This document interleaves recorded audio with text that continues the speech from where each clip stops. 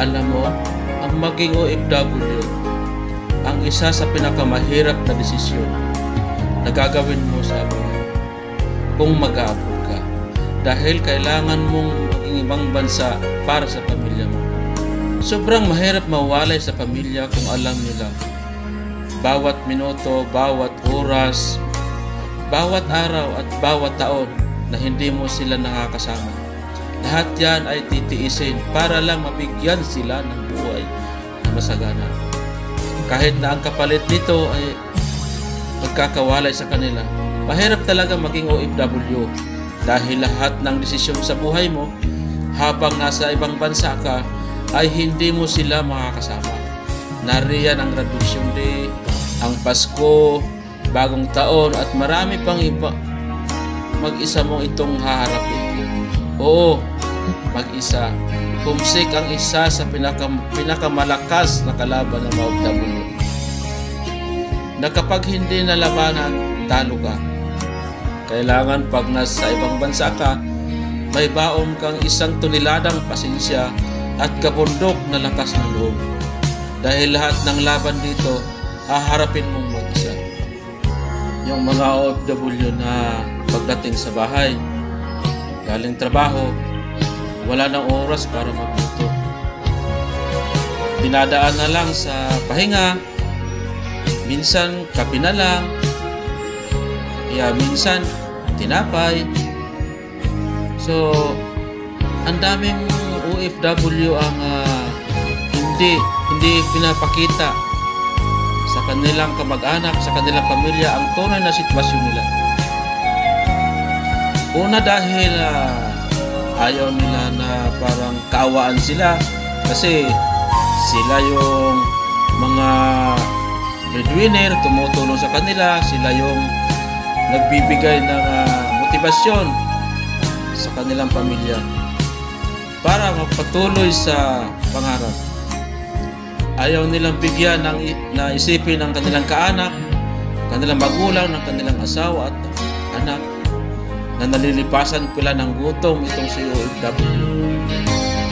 So, kaya kung mayroon kang kamag-anak o asawa o ama o nanay na OFW, kumustahin mo naman sila kung kumain na sila.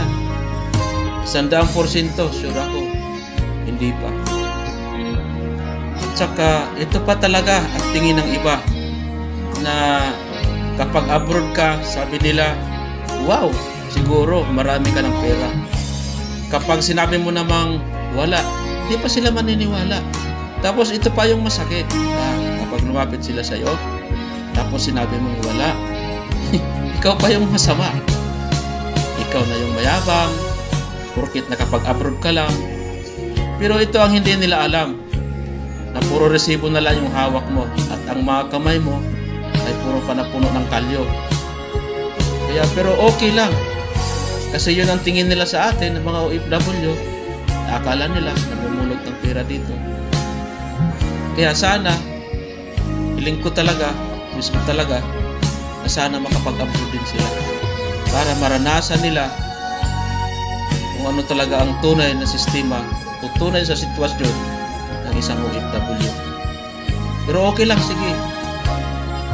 Laban lang tayong mga OFW. Pero alin nga ba ang mas masaya? Ang makakasama ang pamilya pero naghihirap ka, o ang maayos na masagana pero malayo sa isa't isa? Alin man ang piliin mo, isa lang ang sigurado. Siguradong mayroong kailangan magsakripisyo. Sa buhay daw, hindi bibigay ang lahat. Laging may kulang, laging may disapat. Para matupad ang pangarap, ano nga ba ang kapalit? Ang isakripisyo, ang kaligayahan. At yun ang masakit, pero dahil umaasa ka na magiging maayos o maganda ang buhay, ikaw ay susugal. Sa ngalan ng pagmamahal, mag-a-abroad ka para maibigay sa pamilya ang kanilang pangangailangan upang matupad ang kanilang pangarap. Kaya kung ako sa inyo, bago mag-abroad, isipin muna kung saan ka masaya. Kung kaya mo isakripisyo ang iyong pagmamahal sa pamilya para mabigyan sila ng masagana at sapat na pangangailangan. Kaya sana naman sa bawat padala ng inyong mga kamag-anak, anak, nanay o tatay na OFW, bigyan nyo ng halaga, pahalagahan nyo naman ang bawat sintabo nito. Dahil hindi ganun kadali maghanap ng pera dito. Nagsasakripisyo ka, lalo na dito sa disyerto, sa init ng panahon. Tinitiis mo, nilalabanan mo para sa kinabukasan ng pamilya mo. Kaya ito lang ang hiling ko. Sa bawat padala sa inyo, pahalagahan nyo ang sakripisyo ng nanay nyo, sakripisyo ng tatay nyo, sakripisyo ng kapatid mo, ng kamag-anak mo na OFW. Kaya maraming salamat. Bato-bato sa langit, ang tamaan, huwag magalit. Real talk lang po ito.